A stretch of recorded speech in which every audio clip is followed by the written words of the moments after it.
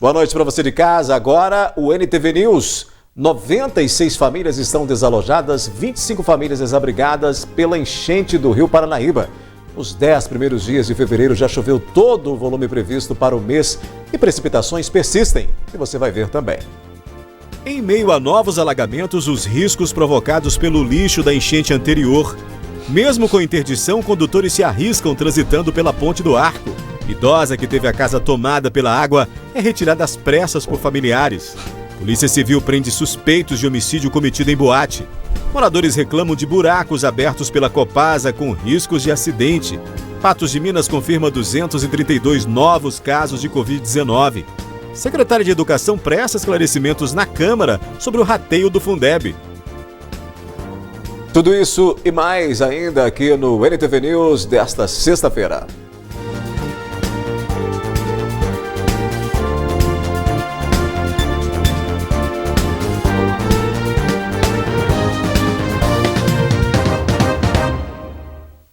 Quatro suspeitos de envolvimento em um homicídio ocorrido no mês de dezembro do ano passado foram presos pela Polícia Civil nesta sexta-feira.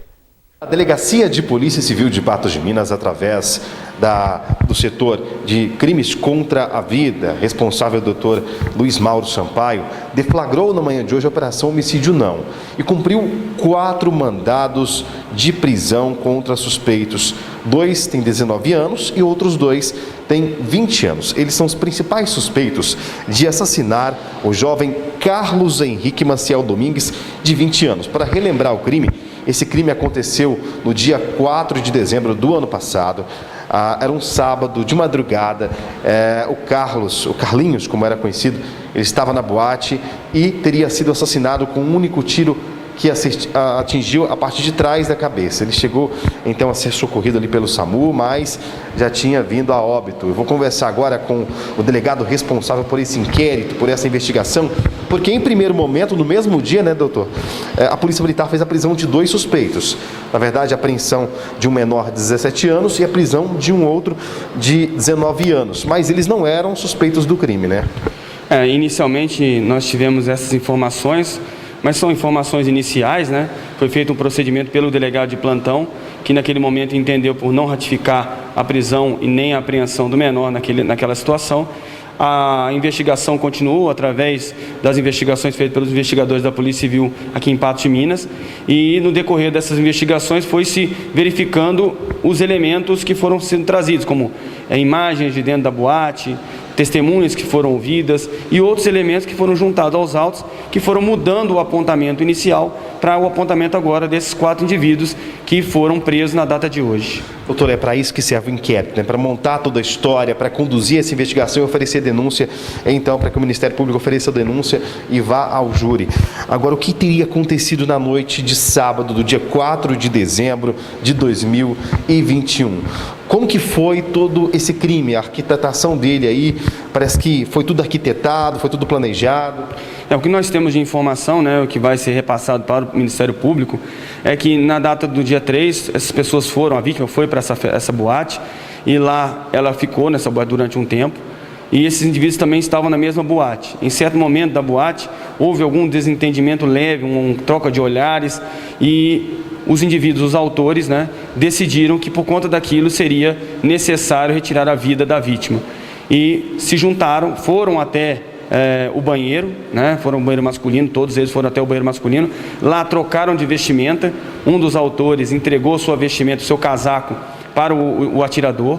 Esse atirador veio e colocou então esse casaco juntamente com um boné, saiu de lá do banheiro, todos eles em fila, foram para o local onde já se encontravam e permaneceram nesse local, que era um local de visão ampla para o endereço, o local onde se encontrava a vítima, mais ao fundo da boate. E ficaram lá aguardando até o momento mais propício para que pudesse realizar o crime. Então foi combinado, então quem realizaria o crime seria um deles, e os outros estavam ali se somando, né, no pensamento e se somando também nas ações para que ele pudesse cometer um crime com tranquilidade. Então o autor do disparo, em determinado momento, foi uma última vez até o local onde estava a vítima, lá encontrou, e sem que ela tivesse qualquer tipo de reação, efetuou um disparo de arma de fogo que veio atingir a cabeça, na parte de trás da cabeça, e a vítima veio cair. Posteriormente, esse autor, ele é visualizado retornando daquela maré, daquelas pessoas que estavam, na verdade, querendo ir embora da boate. Ele retorna dessa maré, voltando ao local, ao centro da boate, onde ele é recepcionado pelos outros dois autores, que naquele momento retiram o casaco, retiram o boné do autor principal, enrolam esse casaco na mão e seguem como se nada tivesse acontecido em trenzinho, né? Ou seja, andando como se nada tivesse acontecido.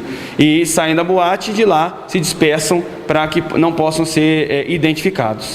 Agora fica toda essa investigação, a polícia vai dizer quem fez o quê, né? O Poder Judiciário também vai julgar isso também, mas a motivação do crime seria realmente passional, seria por causa de duas mulheres, que seriam uma ex-namorada e uma atual namorada do Carlinhos, ou não existe isso, elas teriam envolvido nesse crime ou não? Fica na dúvida aí na cabeça das pessoas. Não, na verdade, as informações, os elementos de indício que nós temos nesse momento final da investigação é que não houve esse elemento. Esse elemento pode até ter ocorrido uma discussão entre duas namoradas e tudo, mas não foi esse elemento que levou à consumação do crime, né? Nem foi essas pessoas que, segundo nossa investigação nesse momento, foram as responsáveis pela morte da vítima, e sim uma outra situação que ocorreu também dentro daquela boate, naquele ambiente, que então concatenou e levou então a que esses 4 indivíduos, pelo menos esses 4 indivíduos, porque a gente não descarta outras pessoas, pelo menos 4 indivíduos estavam mancomunados para fazer o que fizeram, que é a retirada da vida de uma pessoa. Agora a gente mostra as reclamações dos moradores da rua São Cristóvão, no bairro Nossa Senhora Aparecida, onde foram abertos buracos pela Copasa e esses buracos vêm provocando riscos de acidente. Vânia Maria Pereira é moradora do bairro Nossa Senhora Aparecida. Segundo ela, a rede de esgoto de sua casa entupiu. Ela procurou por ajuda e a Copasa abriu 2 buracos na rua São Cristóvão para solucionar o problema.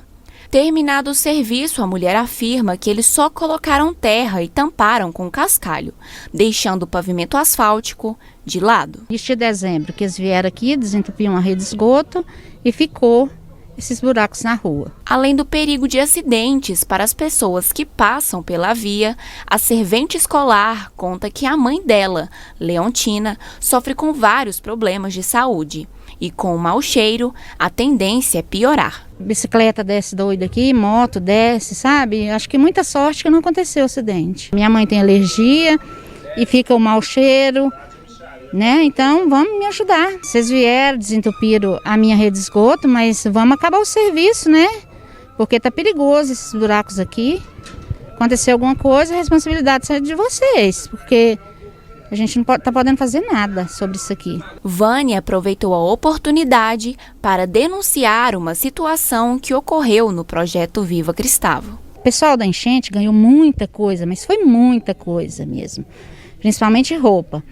Aí, por ter sobrado muita coisa, a gente teve lá, algumas pessoas deixaram entrar, mas logo após falaram, sai em 20 minutos, que vocês não podem ficar aqui. E pensa numa quantidade de roupa que está lá, sabe? Aí a gente precisa, os sobrinhos precisam, os vizinhos precisam, né? Aí eu tive lá, mas a minha cunhada, 2 vezes, eles barraram a gente, sabe? E eu acho assim, se quem precisava já buscou, então eles podiam também pensar assim, vou dar para os que precisam, né? Do bairro, que eles sabem como que é o bairro precisa das coisas, né? Principalmente de roupa, porque menino suja muita roupa, e lá tem roupa de cama, lá tem toalha, sabe? Então podia deixar a gente entrar e pegar o que a gente precisa e trazer para um sobrinho, para um vizinho, sabe? A minha denúncia é essa, porque diz que a primeira-dama falou que não era para estar tirando as roupas, mas quem barrou a gente foi o povo do Cristável, sabe? Então agora eu não sei como que fica, porque tá lá, tem muita coisa lá, sabe? E eu tava querendo uma resposta da primeira-dama para ver se a gente pode ir lá pegar, né? Sobre os buracos, a Copasa informou que técnicos estão realizando os trabalhos de recuperação da base da rua São Cristóvão a fim de preparar o local para receber asfalto e que após a conclusão do serviço será feita então a recomposição asfáltica. De acordo com a nota enviada ao jornalismo da NTV, uma equipe já havia construído a base, mas a estrutura acabou sendo arrastada pelas chuvas. Daqui a pouco aqui no News, Câmara aprova projeto que cria unidade escolar no bairro Alta da Serra. Insegurança nas proximidades do terminal rodoviário volta a ser alvo de reclamações.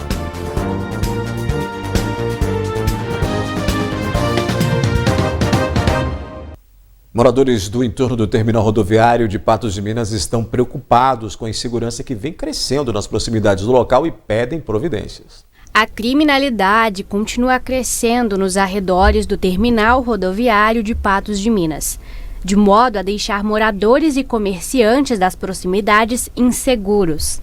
A equipe de jornalismo da NTV recebeu o senhor Antônio, de 60 anos. Ele mora próximo à rodoviária e precisa acordar às 5 horas para trabalhar. Aquilo ali está parecendo uma baderna, o prefeito tem que tomar conta, botar autoridade, que eles ficam ameaçando a gente já está velho, com 60 anos, eles têm que botar justiça ali, que ali está... Manda ir lá ver na feira do produtor, que é tanto de gente assaltando, atrapalhando os comerciantes, o povo já anda revoltado, assaltaram a farmácia lá dentro da rodoviária esses dias, meteram a faca num lá, e nós estamos muito revoltados com aquilo ali. Antônio relata que, além de já ter sido assaltado, presencia situações onde moradores em situação de rua ameaçam os pedestres quando eles não dão esmola. Eu fui assaltado uma vez. E aí é o seguinte, eu já ando revoltado com aquilo ali, cada dia que passa vai ficando aquela bola de neve, sabe? Aquele povo num barracão do produtor, hoje tinha mais ou menos 50, 60 pessoas lá dentro. Nós não estamos aguentando mais, é tanta pressão, tanta coisa errada, e o povo daqui de Patos é muito acolhedor, tem dó desse povo. Não precisa ter dó, gente, que esse povo, eles ficam ali investigando a vida da gente, roubando, fazendo coisa errada, fumando droga. Isso aí é uma coisa que tem que acabar, não pode deixar. Assim como seu Antônio, demais pessoas próximas ao local, bem como na própria rodoviária, se sentem inseguras em razão do grande número de pessoas em situação de rua que rondam as proximidades. Um pouco, na verdade. É a segunda vez que eu tô aqui, na verdade, sou de Pirapora, e de vez em quando, sim. É um pouco.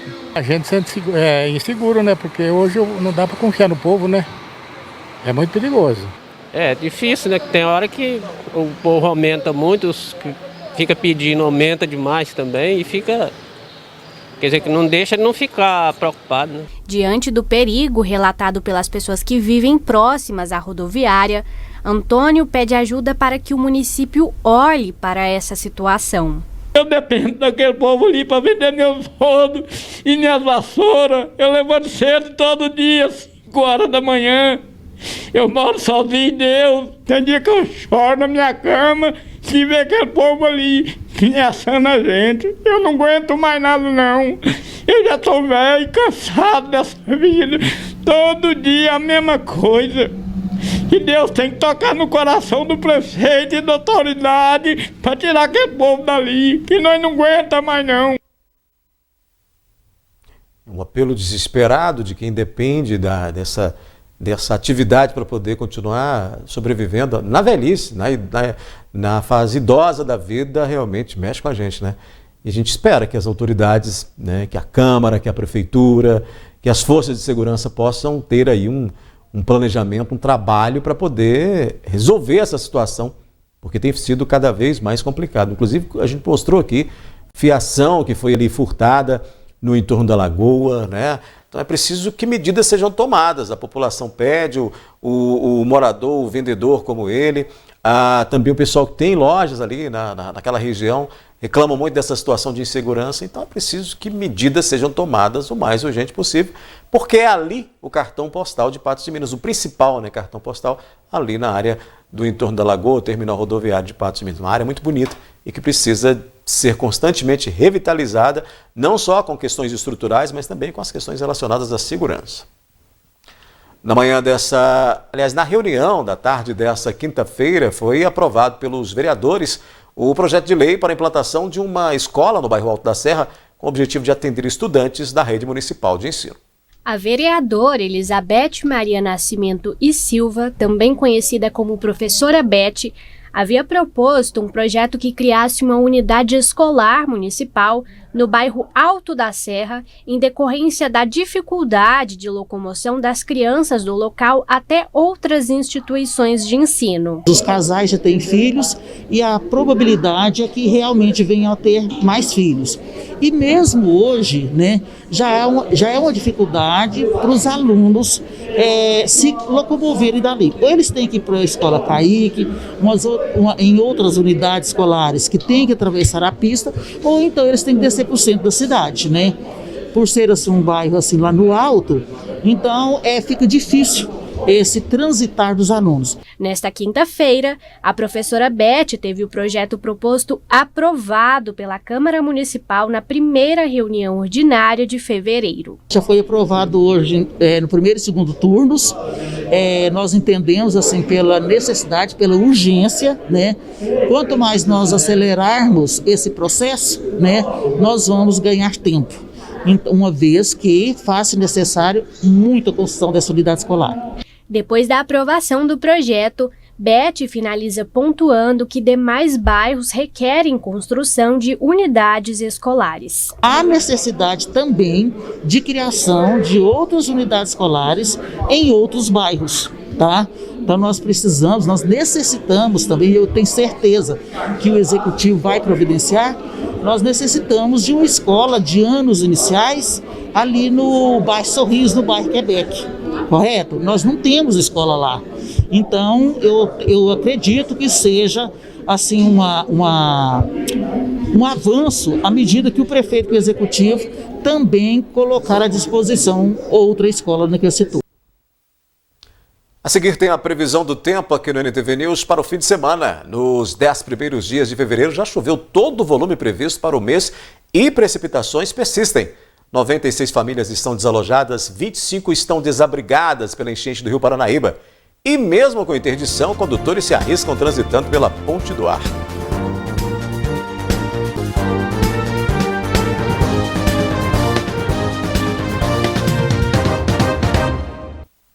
Você vai ver agora que ainda há rastros deixados pela primeira enchente em Patos de Minas, lá do mês de janeiro, né? No São José Operário, além do avanço das águas do Paranaíba, de novo, o lixo acumulado também preocupa os moradores. Na rua Florianópolis, no bairro São José Operário, o lixo acumulado na esquina ainda é do mês passado. Situação que incomoda e preocupa moradores. O povo tirou os móveis tudo de uma vez, trouxe, colocou aqui, ó. Aí agora tem esses móveis aqui, em Deus daquela outra vez, agora o que é a preocupação nossa? O rio vai vir, vai pegar esses móveis tudo aqui, vai ficar boiando aqui, depois como é que vai ficar a situação? Então eles tinham que tomar uma providência para ver se limpava isso aqui para nós, porque isso aqui de noite, ó, é rato, é barata, é escorpião e pode juntar até cobra também, né? O seu Hamilton já havia solicitado o recolhimento por parte do município, mas sem respostas. Já ligou, já pediu para poder tirar? Liguei, meus vizinhos que tudo já ligou, lá no barracão eles falam que vai vir cá para ver o tipo de lixo que é, para mandar o tal do cata-treco, só que isso já tem 20 dias. E já tem 20 dias e nada foi feito. E agora vai juntar mais com essas mudanças que estão acontecendo, é isso que o senhor teme, que o problema vai ficar pior? Isso vai ficar tudo de moia aqui, ó. Depois só Deus sabe quando quiser tirar isso daqui para nós, né? Então eles podiam ver isso aqui para nós, né? Em nota, a Prefeitura de Patos de Minas disse que a coleta pelo cata-treco ocorre somente às segundas-feiras e nem todo o lixo é recolhido por esse serviço. Mas sobre a reclamação do seu Hamilton, e com razão, a Prefeitura disse que vai verificar com o setor responsável porque a coleta não foi realizada no bairro São José Operário. O Rio Paranaíba segue com volume bastante acima do seu nível normal em Patos de Minas. Mas mesmo com a Ponte do Arco alagada e interditada, muitos motoristas desafiam a contenção e continuam transitando pelo local. Ontem, a equipe de jornalismo da NTV esteve aqui na rua Joaquim Fubá, próxima à Ponte do Arco, para informar que o nível do rio continuava a subir com a retomada das chuvas. A Defesa Civil veio, interditou a rua, mas a gente percebe que os carros continuam trafegando pelo local, como se não houvesse interdição nenhuma. A gente percebe também que a água ocupou toda a rua, né, e traz inclusive risco para quem continua passando aqui pela rua. A gente está aqui, tem alguns moradores próximos observando esse movimento, né, observando os carros que passam por aqui. E aí eu queria saber, gente, vocês estavam aqui antes quando a água não tinha invadido a rua? O senhor estava aqui quando a água não tinha invadido a rua? Tava não. O senhor está vendo agora a situação como é que tá? Agora eu tô.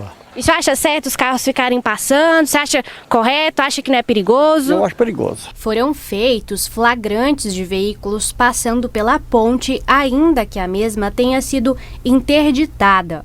No entanto, os flagrados não demonstraram preocupação ao serem interrogados. Tinha uma turma passando aí, falei, ó, vou passar também, nem por tanto, né, já que você... ué. Eu passei para PCC, eu vou passar para aqui para ver se a água tá passando por riba da ponte, depois eu dou a volta. Do jeito que tá ali, pode passar tranquilo, não tem problema nenhum, não. Você acha que não causa dano ao veículo? Não, aí pode até causar, mas é muito pouco. De um lado, temos quem não vê riscos ou problemas em trafegar pela rua que está coberta de água. De outro, temos comerciantes e moradores que estão preocupados com a situação. A água invadindo, chegando devagarzinho, aí junto aquele medo, né, de qualquer hora tá invadindo as casas, mas com os outros, né, esperar em Deus, né. Ó, e fica inseguro porque quem tá falando que vai ter a enchente pior do que a do mês passado, até os bombeiros que teve lá embaixo, que é a previsão de chuva até semana que vem, eles vão lembrar nós aqui até semana que vem, né. Então nós fica com medo, né, de novo, né? Hoje está com 30 dias certinho que deu aquela enchente e voltou rápido de novo. Nós estamos aqui, tudo proprietário aqui do estrado de trabalho aqui das empresas, tudo surpreendido, sabe? Foi muito rápido mesmo e é muito triste. Segundo dados do Corpo de Bombeiros, o nível do rio estava 11 metros e 60 centímetros acima do nível normal nesta manhã. A Defesa Civil estima que este nível deve chegar a 12 metros e 75 centímetros, como chegou na última enchente. Pois é, a previsão do tempo indica que mais chuvas devem ocorrer nos próximos dias na região. E olha que houve precipitação em todos os dias de fevereiro em Patos de Minas. Em 10 dias, o volume de chuva já ultrapassou o esperado para todo o mês e vai chover mais até o fim de fevereiro. De 31 de janeiro a 10 de fevereiro já choveu 301 milímetros em Patos de Minas pelo levantamento da Defesa Civil e Corpo de Bombeiros, conforme dados do INMET. Com a previsão de chuvas intensas nos próximos dias, o nível do rio Paranaíba deve ultrapassar os 12 metros e 75 centímetros, como no mês de janeiro. Isso já é superior, nesses 10 dias, ao esperado para todo o mês de fevereiro, como pode ser visto aqui no mapa, na escala de cor. Entre 250 milímetros é o esperado para todo o mês. Ou seja, hoje, no 10º dia do mês, já choveu pelo menos 12% acima do esperado em algumas localidades. Esse outro mapa mostra a anomalia de chuva em todo o estado, né, todo o Brasil. E é possível ver que justamente na parte da cabeceira dos rios que vão passar por Patos de Minas está muito acima da média. Para as próximas 2 semanas, deve chover a mesma quantidade dos primeiros 10 dias de fevereiro em Patos de Minas. Volume bem maior que o esperado. E é possível ver que justamente sobre a região onde está mais ou menos Patos de Minas, é uma região que vai acumular muita chuva nos próximos dias e até em torno de 10, 15 dias, ou seja, nas próximas 2 semanas, como mostra a parte final da animação, e até dia 26 de fevereiro, regiões que podem somar até 250 milímetros, ou seja, chover tudo que já choveu em fevereiro, chover novamente. Pois é, e claro, toda essa chuvarada, né, toda essa quantidade de chuva provoca impactos diversos, transtornos e dificuldades para quem reside nessas áreas ribeirinhas. Vamos mostrar agora que, de acordo com o boletim publicado pela Defesa Civil, Prefeitura e também o Corpo de Bombeiros, até esta sexta-feira, você está vendo aí que 96 famílias estão desalojadas, outras 25 famílias desabrigadas e, ao todo, 311 pessoas precisaram ser realocadas por causa dos impactos provocados pela enchente. Por falar em enchente, nós temos uma imagem de agora, final da tarde, divulgada pelo Corpo de Bombeiros, que faz o monitoramento de toda essa área do rio aí, com o auxílio de drones, né? Olha essa imagem aí, agora, por volta do final da tarde, né? Depois das 5 da tarde, feita pelo Corpo de Bombeiros ali, muita água do Paranaíba. Hoje pela manhã a metragem aí de 11,60, né, metros acima do nível normal do Rio Paranaíba, mostrando justamente aí esse avanço rápido. Você percebe que a ponte em si, né, ali dentro da ponte ainda não está totalmente alagada, tem algumas poças de água, mas no entorno, nos acessos a essa ponte, estão aí muita água, tem muita água, e o pessoal, como a gente mostrou na reportagem anterior a essa última, muita gente se arrisca ali a passar, justamente por a ponte não estar tomada ainda completamente pelas águas, mas ali nos acessos tem muita água, o que pode gerar risco aí. Apesar de estar interditada, tem muita gente que se arrisca e acaba passando por este acesso, o que é uma temeridade, né, em vias de danificar veículos e outros problemas até para o próprio condutor, né, seja de moto ou de carro ali, passar por esse local não é o recomendado, até porque está ali com uma interdição mantida pela Prefeitura, pelo Corpo de Bombeiros e pela Defesa Civil, que é uma forma preventiva para evitar incidentes. No final de semana, como você viu aí, o tempo segue chuvoso, né? E com temperaturas amenas em Patos de Minas e municípios da região. Vamos conferir aí na previsão do tempo.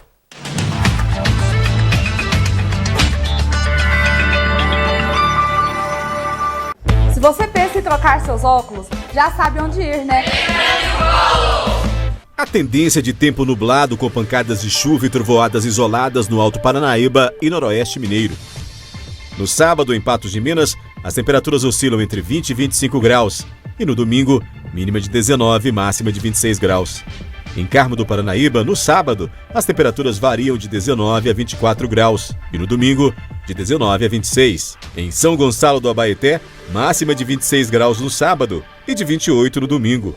Em Tiros, as temperaturas variam de 19 a 23 graus no sábado. Já no domingo, a máxima prevista é de 26 graus. E em Lagoa Formosa, a temperatura máxima pode alcançar os 24 graus no sábado e 26 no domingo.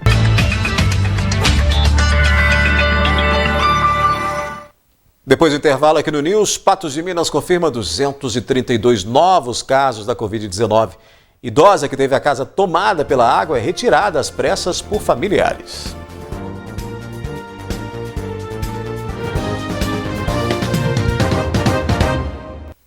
Agora vamos conhecer o ganhador do segundo prêmio do Triângulo da Sorte. O sortudo é de Patos de Minas e foi contemplado no último sorteio. Olá pessoal, eu estou caminhando aqui pela rua Maria Cândida de Souza, no bairro Afonso Queiroz, em Patos de Minas, para conhecer o ganhador do segundo prêmio do último domingo no sorteio do Triângulo da Sorte. Ele vai dividir uma bolada de R$15 mil com outras 6 pessoas e é o André Luiz de Santana. André, eu vim aqui te conhecer e, claro, perguntar para você. Esse prêmio, ele veio em uma boa hora? Nossa, hora boa demais, viu? Vai ajudar demais, dinheirinho. Como você ficou sabendo que tinha sido o felizardo do Triângulo da Sorte? Uai, o pessoal lá do Triângulo me ligou no domingo de manhã, logo após o sorteio, já comunica. Notícia boa, hein? Ô, acordou o dia bom demais, né? Agora me conta, esse dinheiro, você vai fazer o que com ele? Vai pagar conta, vai comprar umas carninhas pra assar, vai fazer um churrasco? Tem que sobrar aquele dinheiro pra achar o churrasco. Ah, com certeza. Paga umas continhas e sobra um dinheirinho ali pra fazer uma farrinha pra comemorar, né? Nessa crise, hein, André? Pagar as contas, dormir tranquilo? Oh, com certeza, o sono é até mais solto, né? Agora, uma coisa, porque a sorte sorriu para você, também pode sorrir para outros moradores aqui de Patos de Minas.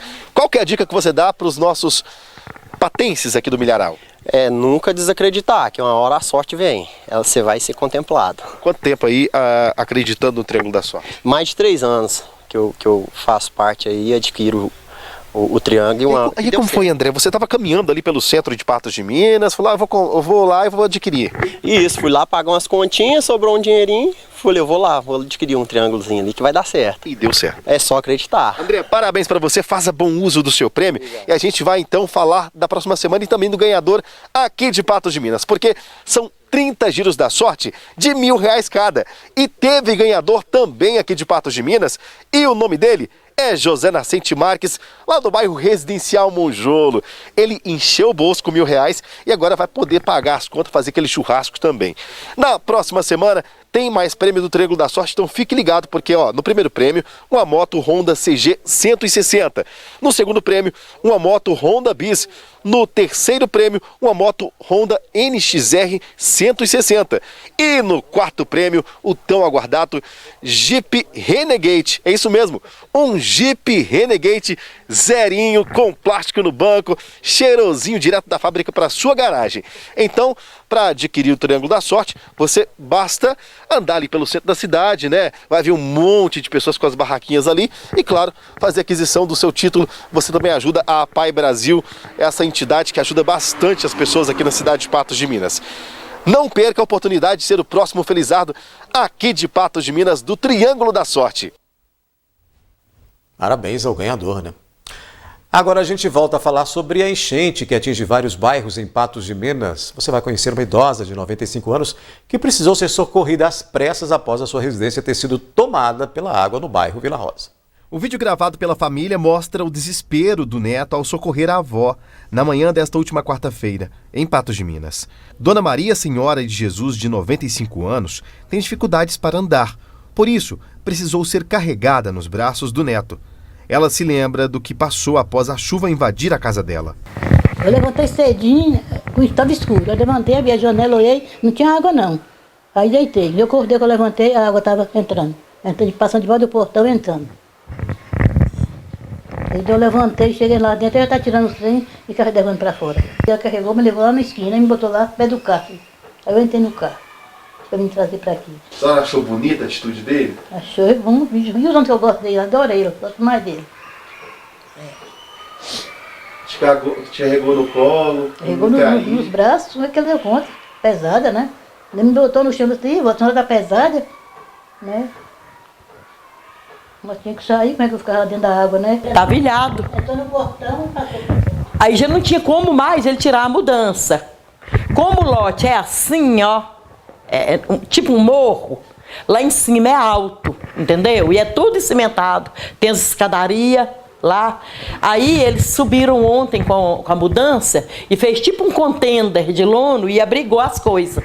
A Dona Maria mora há mais de 50 anos aqui nessa rua, a Lázaro Alves Neto, que fica no bairro Vila Rosa, em Patos de Minas. Agora, por exemplo, está mais de 1 metro de altura do muro. Quando ela foi resgatada, estava a 70 centímetros, bem mais alto agora. A grande preocupação da família é que a água que se encontrou aqui com o Rio Paranaíba vem do córrego do Monjolo. E como todo mundo já sabe, as águas do córrego do Monjolo são contaminadas pelo meio urbano, são poluídas. E com isso, podem trazer diversas doenças para a idosa. E como ela está na idade mais frágil, ela foi resgatada daqui e levada para a casa da filha. Igual ela falou, eu tenho impressão que vai ter que tomar uma providência dela ganhar uma casa em outro lugar, porque todas as vezes que viu enchente acontecer isso que aconteceu, né? Já aconteceu 2 vezes. Dentro de 1 mês acontecer 2 vezes. Segundo a filha da idosa, a casa já foi reformada após o primeiro alagamento. Foram gastos mais de R$3.000 na reforma. Dona Maria mora com os 2 filhos, que cuidam dela. A idosa sofre com labirintite, diabetes, gengivite e já passou por 3 cirurgias na boca. Preocupados, a família pede que o município realoque a idosa para uma nova residência. Ninguém nunca fez nada, porque igual eu estava te falando, ali naquele pedacinho dela ali, não olha não, nunca olhou nada ali não. Eles olham no Paulistano e na Vila Rosa, mas ali na casa dela não apareceu ninguém. O que o meu irmão fez o mês passado e esse mês, ele fez sozinho, ele junto com a minha irmã e a ajuda desse menino, meu filho, que é o neto dela, o Alisson. Era melhor eles dar um jeito de arrumar uma casinha para ela em outro lugar. Eu queria que eles me dessem uma casa, pra eu sair de lá, né? É isso que eu queria. Pois é, no mês de janeiro, o governador anunciou, né, que havia recursos para justamente atender as pessoas em situações realmente calamitosas e que tivessem aí danos à estrutura de suas residências para poder remover essas pessoas desses locais ou reestruturar essas residências. Mas nesse caso aí, dessa senhora e de tantos outros que a gente tem mostrado aqui, são situações que vão sendo recorrentes, né? São 2 enchentes em menos de 2 meses, 1 mês e pouquinho. E aí você tem 2 alagamentos, reforma a residência, a água vem e toma conta de novo. A chuva vai vir, o planejamento tem que ser nosso. Já que a chuva vem pontualmente, às vezes em menor quantidade e às vezes em maior quantidade, como é agora, pela segunda vez no mesmo ano, esse tem que ser um planejamento de quem é gestor, dos gestores, né, do município, dessas gestões que precisam ser tomadas para antecipar essa situação e possivelmente retirar essas pessoas desses locais, porque muita gente que está ali possivelmente vai voltar a conviver com isso aí, ainda que não seja este ano, nem um próximo ano, porque esse ano já foram 2 vezes, 2 alagamentos aí em menos de 2 meses, numa situação muito complicada, com muito prejuízo para todas essas famílias, especialmente para esses que têm aí problemas de locomoção, como essa senhora que a gente acabou de mostrar, e tantos outros, né, que pouco tem, mas acaba perdendo tudo em meio a pelo menos 2 enchentes no mesmo ano. Então vamos atualizar os dados da Covid-19 em Patos de Minas. Estão aí na tela, né, os 2 boletins, foram confirmados 232 novos casos da doença em relação ao boletim anterior, você vê aí no comparativo. Não foram confirmados novos óbitos, mantendo em 570 a quantidade de vidas perdidas desde o início da pandemia, né? Por outro lado, os casos tratados somam 24.634.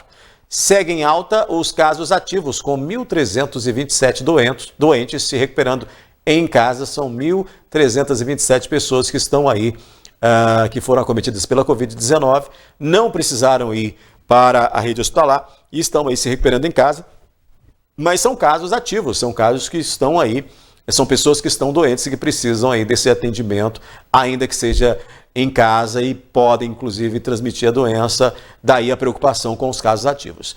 Pelo menos 22 patenses estão internados, você vê aí 15 deles em leitos clínicos e 7 pacientes em leitos de UTIs. De acordo com a Prefeitura, a ocupação de leitos públicos está em 12,5% nas enfermarias e 22,22%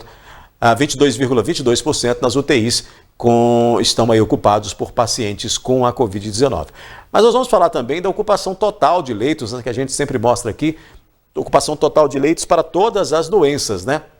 Você vê aí que os clínicos estão com 87,11% de ocupação, enquanto os de UTI indicam um percentual de 72,22% de ocupação, isso nas redes de saúde particular e pública. Você percebe também nesses últimos quadrinhos aí desse boletim mais novo, que é o boletim da direita da sua tela, são 19 em leitos clínicos, ontem eram 24, e são 15 em UTIs, ontem eram 17. A expectativa que a gente tem é que esses números vão baixando, vão diminuindo. Como disse ontem, né, durante coletiva em Belo Horizonte, o secretário de Estado de Saúde, Fábio Baquerete, afirmando que Minas Gerais passou, ou está passando aí, algumas regiões já passaram, né, passando pelo pico da Covid-19. É assim que a gente espera que diminua não só o número de casos, mas também o número de internações e sim também o número de óbitos que vem sendo registrados aí nesse mês de fevereiro também. Depois do intervalo aqui no News, secretária de Educação presta esclarecimentos na Câmara sobre o rateio do Fundeb e polêmica sobre a permanência de crianças em idade de amamentação junto às mães nos locais de estudo e trabalho.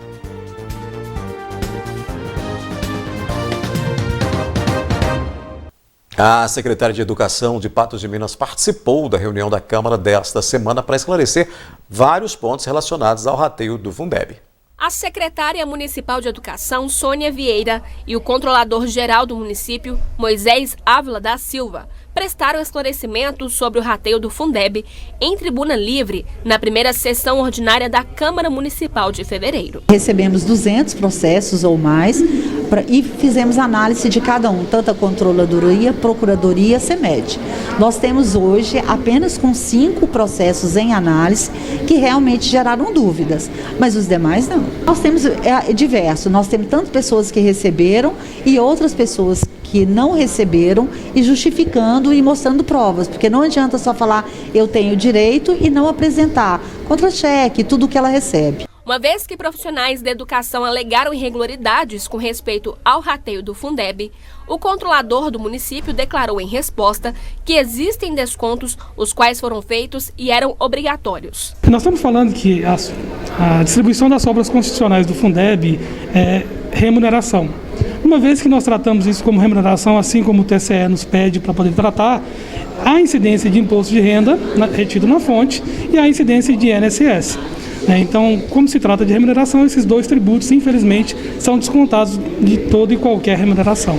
Ainda segundo o controlador do município, Moisés Ávila, a lei que rege o Fundeb não permite que profissionais de algumas instituições de ensino, como a PAI e Casa das Meninas, possuam direito ao benefício. O Fundeb, ele é uma remuneração, ou seja, ele tem por premissa valorizar os professores que estão na rede municipal de ensino.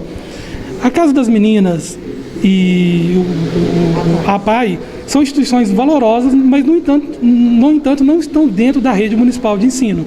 Como não fazem parte da rede municipal de ensino, não fazem jus também a receber pela fonte 118, que seria a fonte que originou a distribuição das obras constitucionais. E é por esse motivo que elas não fazem jus a receber essa distribuição, infelizmente. Moisés Ávila concluiu esclarecendo do que se trata o Fundeb e contrapõe quem diz que este se trata de uma espécie de 14º. Na verdade, não é um 14º, não tem nem característica de 14º e nós nem poderíamos fazer nenhum tipo de indenização ou premiação, porque a 173, que é a lei complementar de 2020 da pandemia, nos proibia de fazer esse tipo de situação. A verba que veio para a remuneração dos professores foi maior do que o gasto efetivo. Uma vez que nós temos a obrigação constitucional de valorizar os professores em remuneração, se optou, através daquilo que era permitido pelo Tribunal de Contas do Estado, em fazer a remuneração, uma distribuição de sobras. Não é 13º, não é 14º, é distribuição de sobras constitucionais, ou seja, o fundo sobrou um valor e foi distribuído entre aqueles que faziam jus ao fundo. Essa semana, uma mãe foi impedida de entrar na faculdade com a filha em idade de amamentação. A publicação viralizou e revelou a insegurança jurídica das lactantes em frequentar e permanecer certos locais. A postagem, com mais de 27 mil curtidas, denuncia uma situação que faz parte da realidade de muitas mulheres. Melissa foi à faculdade com a filha de 11 meses e teve o acesso negado por estar com a criança. Todas nós estamos sujeitas a passar por isso. Conhecemos alguém que teve que abrir mão dos estudos. Por exemplo, no meu caso, minha mãe, que várias vezes teve que abrir mão de emprego e de oportunidades por mim, por meus irmãos, pelos meus irmãos. Então, essa luta é minha, essa luta é nossa, né? E eu resolvi comprar essa briga e botar a cara, botar a boca no trombone mesmo. A situação, como explica este advogado, fere os direitos da criança à amamentação. Mas a falta de uma lei específica sobre a permanência da menina no local gera confusões. Nós nos deparamos com um silêncio legislativo.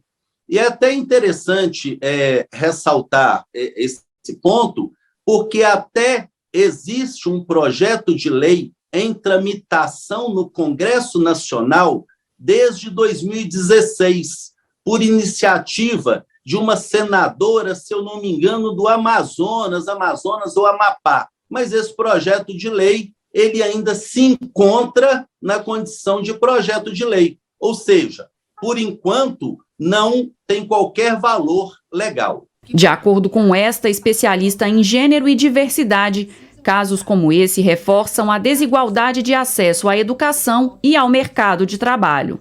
A gente está falando que quando a gente veta uma mãe de entrar na sala de aula, a gente, no limite, está vetando ou dificultando a sua possibilidade de ascensão profissional.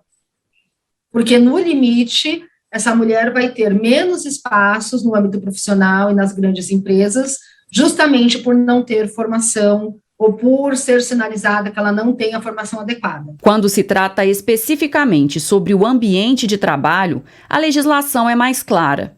Além da garantia do direito a 2 turnos de 30 minutos para a amamentação de bebês com até 6 meses, também existem ferramentas para assegurar o cuidado com a criança enquanto a mãe estiver trabalhando.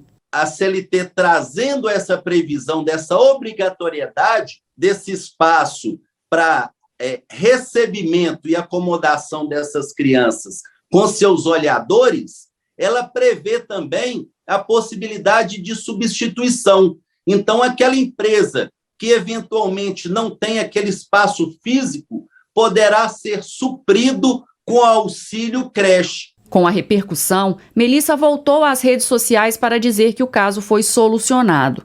A instituição também publicou uma nota se desculpando pelo ocorrido. Mas como esse não é um caso isolado no Brasil, o empenho para a garantia de direitos é necessário. Tanto quem está lá com a caneta na mão escrevendo as políticas públicas, como quem está lá dentro das grandes empresas fazendo planejamento estratégico, tomando decisão, como quem está nas grandes universidades federais, estaduais ou particulares, também com a caneta na mão, precisa começar a falar sobre que ações a gente precisa fazer na prática para diminuir esse abismo entre homens e mulheres, diminuir esse abismo de gênero que a gente tem no Brasil. Até porque precisa humanizar essas relações, né? A lactante, a mãe, esse envolvimento dela com uma criança com o trabalho e com o estudo precisa ser humanizado para que isso possa ocorrer em ambientes comuns, né? Para que elas possam ter acesso ao trabalho e acesso também à educação mesmo estando amamentando. O NTV News fica por aqui, volta amanhã às 19 horas. Obrigado pela companhia e até amanhã.